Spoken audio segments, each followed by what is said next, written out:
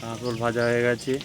এইবার ঝিঙে দিয়ে যে তরকারিটা হওয়ার পরে এইটাই যে আলু ভাজা হচ্ছে। আলুটা ভাজা হয়ে গেছে, নামিয়ে রাখা হলো। এবার এটা দেওয়া হবে, পনির দেওয়া হবে। এবার পনিরটা ভেজে নেওয়া হবে।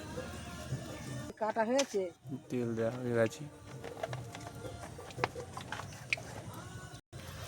পনিরগুলো যে একটু পিস পিস করে কাটা হয়ে গেছে, করে নিয়ে আসবো এদিকে দেখি। হ্যাঁ, এই যে কাটা হয়ে গেছে। এবার পনিরগুলো দিয়ে দেবো কড়াতে, হালকা করে ভেজে নিতে হবে।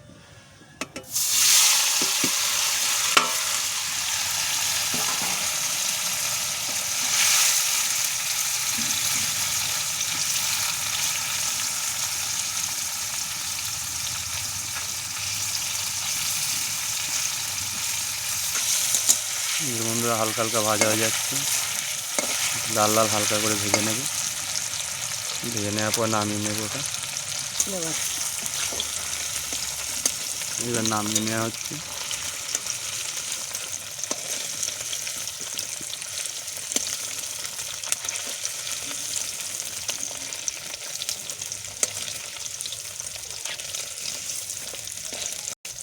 আলুটা দিয়ে ঝিঙে দেবো, আলুটা আজ ভাই দেবো। এবার বন্ধুরা তেলে ঝিঙেটা ছেড়ে দেবে, ঝিঙেটাও হালকা করে ভেজে নেওয়া হবে।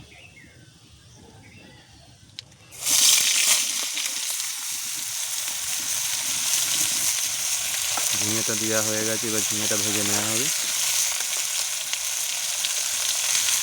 আপনারা দেখতে থাকুন কেমন করে রান্নাটা হচ্ছে। যদি ভালো লেগে থাকে আপনারাও বাড়িতে রান্না করবেন।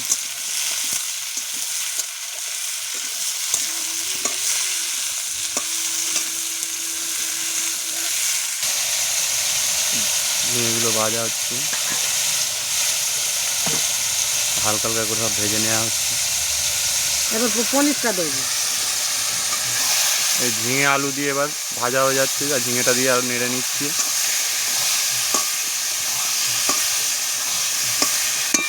এবার পনিরটাও দিয়ে দেবো।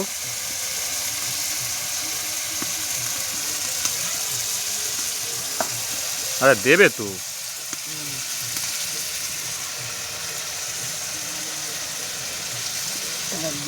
পনিরটা দিয়ে নেড়ে নেবে।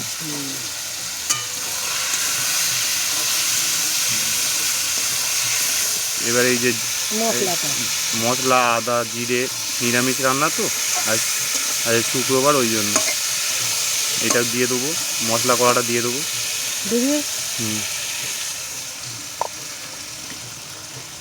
মশলাটা দেওয়া হয়ে গেছে।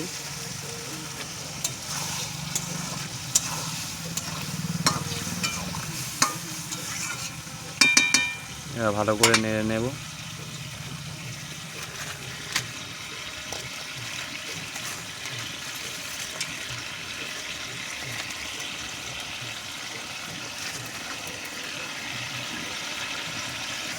অল্প করে হলুদ গুঁড়ো দিয়ে দেবো।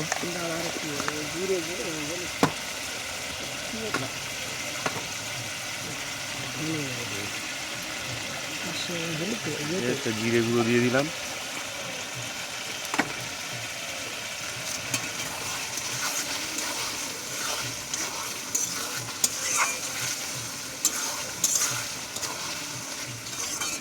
এখনো বন্ধুরা জল দেওয়া হয়নি, ঝিঙের থেকেই এতটা জল উঠেছে।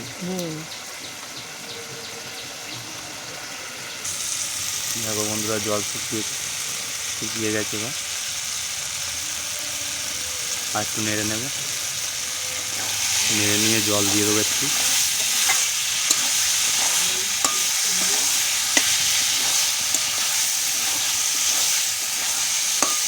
অল্প করে জল দিয়ে দেবো, তবে একটু মাখো মাখো হবে, সেদ্ধ হবে।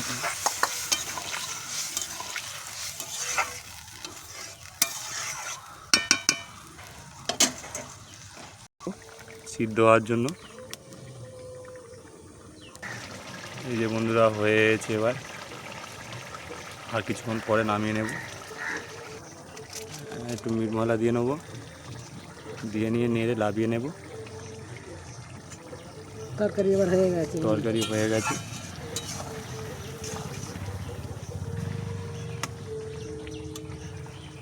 সিদ্ধ হয়ে গেছে আলু। আরে নুন দেখে নি, বন্ধুরা এবার নামিয়ে নেব তরকারিটা।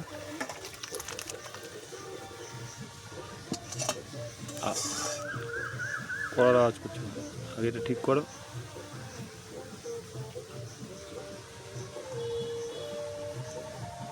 হ্যাঁ বন্ধুরা, এরকম যদি তোমাদের ভালো লেগে থাকে বাড়িতে রান্না করে খাবে, খেয়ে কমেন্ট করে জানাবেন কেমন হয়েছে। সুকন্যা রান্নাঘরের নতুন রেসিপি।